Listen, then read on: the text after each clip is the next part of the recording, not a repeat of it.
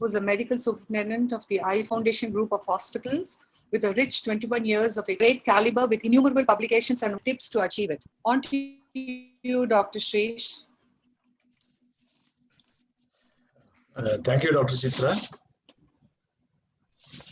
At the outset, I would like to thank ARC for the opportunity.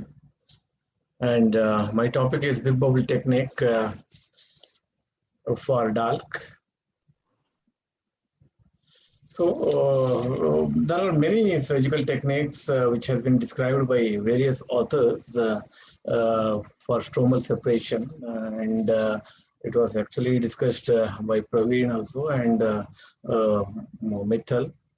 So the fastest and the safest method to reach desmids is a technique called Big Bubble technique, which was described by Anwar and Cheekman. And here the cleavage plane is between the stroma and desmids membrane, or stroma and the Duas layer. And it's called the Big Bubble DALK. The procedure is called Big Bubble DALK. And it's well known that when the air is injected into the cornea, corneal stroma, there are three types of big bubbles can be achieved. Type 1 big bubble, it's also called white margin bubble, which is the most common type, and the cleavage plane here is between stroma and the predesmatic layer or Duas layer.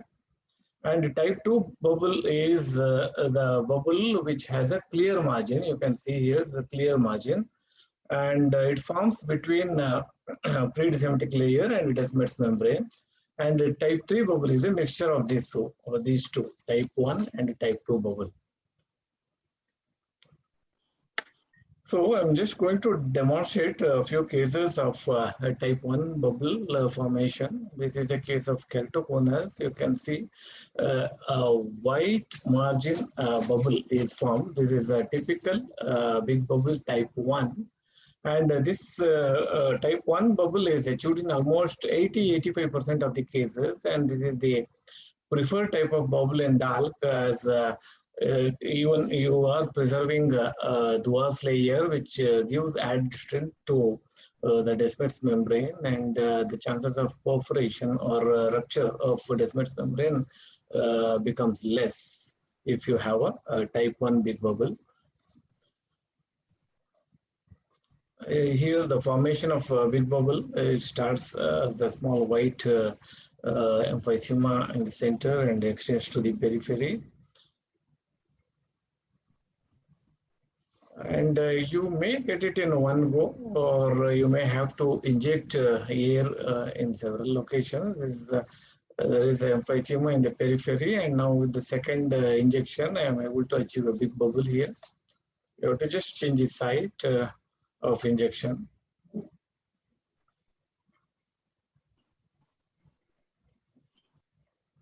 Or the air can escape to the periphery and to the center simultaneously. You have a nice big bubble here, but the air has escaped to the periphery.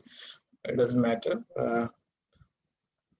And it's an easy way to identify the formation of big bubble is by injecting air bubble into the antechamber. You can see the movement of this bubble in the antechamber with the formation of a big bubble. This is a big bubble type 1 is formed here, and it has displaced the air bubble in the antechamber to the periphery. So the surgical procedure, once a big bubble is achieved, I usually do a superficial lamellar keratectomy using a crescent blade and a lymph forceps, and with the 11 number blade, I make a bold nick incision and inject viscoelastic substance through this nick incision, just to keep desmids away from all the manipulations. And the posterior lamella is excised using 1R scissors, and the posterior lamella is cut into 4 or 5 segments, and each segment is completely excised and taking care not to leave any posterior edge. This is the donor preparation. Just scrape off the donor endothelium, Descemet's complex, and give a thorough irrigation because you have used viscoelastic substance, and then place the graft over the host and suture it to the host. I usually use 16 sutures, 10 of monofilament nylon. If the graft is bigger than 8 millimeters, if it is less than 8 millimeters, we can use 12 sutures, interrupted sutures. This is a case like every time you may not get the right steps. Like if you see here, have a nice big bubble.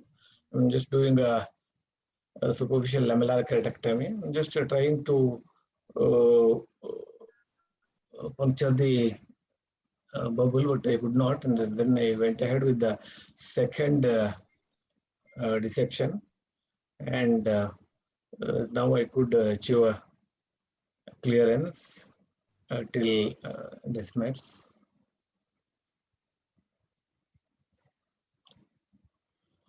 Another case of keratoconus, just injecting a bubble in multiple sites, but still I could not get a big bubble. It's just an emphysema of the cornea. That's a white calcification of cornea. Go ahead with the superficial lamellar keratectomy. Once the debulking is done, I inject air, and now this time I could achieve a big bubble, but I could not collapse the bubble. I was not bold enough to collapse the bubble. Maybe in the initial stage of your learning of this lamellar keratoplasty, it's better you collapse the bubble in the periphery, so you can go layer by layer, a manual dissection from the periphery, and try to collapse the bubble in the periphery.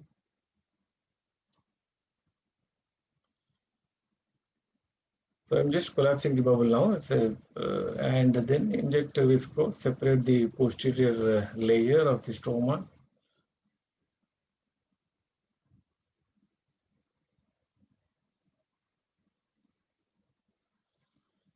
And suture the host tissue, donor to the host tissue. Coming to type 2 big bubbles, as we have learned, it is between Descemet's, and you can just observe this. There's a thin walled bubble which is formed here, which usually happens in patients with scar, corneal scar. I usually do a layer by manual dissection. In spite of having a big bubble here, I usually go ahead and do a manual dissection because type 2 bubble is more prone to rupture. And you can do a descemetic DALK, a pre-descemetic DALK, if you achieve type 2. It's very important to observe these bubbles. Many times you may not be able to observe type 2 bubble. If it is associated with type 1 bubble, you concentrate more on type 1 bubble only. Another case of type 2 bubble formation. The classical teaching is type 2 bubble forms from the periphery, but here you see it is forming from the center, and it's a thin walled bubble. It's not a very big bubble. Usually you can achieve up to 10 millimeters, 10.5 millimeters of diameter, but this is around 8 millimeters. It's a type 2 bubble. Another case of type 2 bubble is a keratoconus. Is a reasonably large bubble, which is around 9.5 millimeters. But it's a thin walled bubble. It tends to rupture with manipulation. And a case of mixed bubble. There's a small big bubble which is formed. There's a small type 1 bubble, and carefully if you observe here, there's one more bubble forming behind this small bubble. This is a type 2 bubble which is formed here, and it's a mixed bubble or a combined bubble, that is a type 3 bubble. It's a very interesting case. It's done almost 10 years back. Since it has some educational value, I just wanted to show it here. Carefully observe this. While injecting, there's one big bubble formed here and one more bubble. There are two bubbles one more time. Since it's not very clear, I just wanted to show it again. So one bubble is going to form. Yes, one bubble now, and the second bubble formed. Both are almost a large-sized bubble. It's not partial bubbles. It's a type 3 bubble which has formed here. The same patient, after dissection, I could reach up to Descemet's, but there are some fibers or debris on the surface. This is a Duas layer. It's not necessary to separate it. It's actually ideally you can leave it. It gives adds strength to Descemet's, and that too using the sharp instruments like this is not at all done. It should not be done actually. We should not separate this Duas layer. It will not change the BCVA. And so far, so good. But if you see in the next step, I try to remove some debris, the DM ruptures. It's a big tear. It is a white to white tear, almost a full extending from one limbus to other limbus. So you have to convert it into a PK. And the difference between type 1 and type 2 bubbles, so the anterior surface is actually in type 1 bubble, it is not very clear. You can see broken strands of fibers of collagen. And the surface is a rough looking surface, whereas in type 2 bubble or in type 3 bubble, the anterior surface of the Descemet's membrane is exposed to creation of type 2 bubble here. And the surface, it is very smooth and it's featureless with no visible fibers on it. And this type of bubble is actually more prone or susceptible for rupture. This is the last video. This is a case of advanced keratoconus wherein I was actually planning to do a manual layer by layer dissection. If you see here, like there is a healed eye drops case. There is a perforation happening because of the irregularity of the anterior cornea here. There's a perforation. It is right in the center. And if the perforation happens right in the center, it's better we convert it. And if the dissection is not complete, definitely it's better to convert these cases to penetrating keratoplasty. You can see it's quite a big tear. So this can happen in a manual dissection, but more or less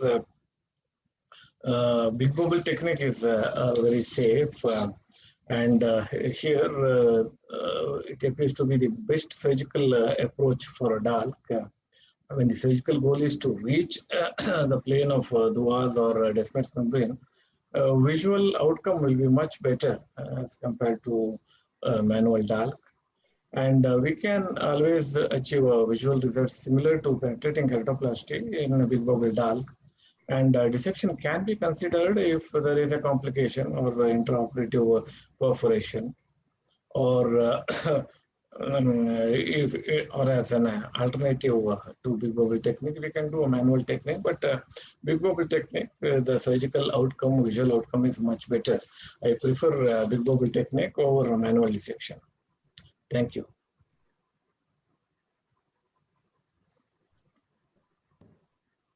Thank you, Dr. Shreesh, for an amazing set of videos. But we've crossed time a bit, so I'm going to ask Dr. Rajesh to just take one question. Dr. Rajesh Fogla. Yeah, Before we go on. I can ask Dr. Tityal if he is around Yes, to yes. give some tips on, big bubble technique, whether he does it in all his cases or selective cases. No, Rajesh, I think all the big corneal surgeons are present today, and I think young people are going to be listening to us. My only humble request to our younger generation is, acquire OCT-based microscopes if you're going to be a future cornea surgeons. I think that is a necessity for our cornea surgeons. So people have to invest on that, because the visibility of surgical steps intraoperatively is the key factor for success. So whatever video we have seen, are nice videos. We have made so many other ways to assess the formation of big bubble, like a double bubble techniques, or people describe various key features of a big bubble formation. But at today's generation, I think people would have to shift on that as far as future is concerned. But yes, what Vikas showed and series showed us, things can be done without OCT microscopes also. But I think it is a necessity. I think Rajesh agrees on this. Thank I you. agree with you on this, sir. No, I'm pretty sure if I leave Apicenter, I may not be able to acquire those. But for younger generations, I think they have to think on this. If they think now, definitely they'll acquire these because all microscope in future is going to be OCT attached.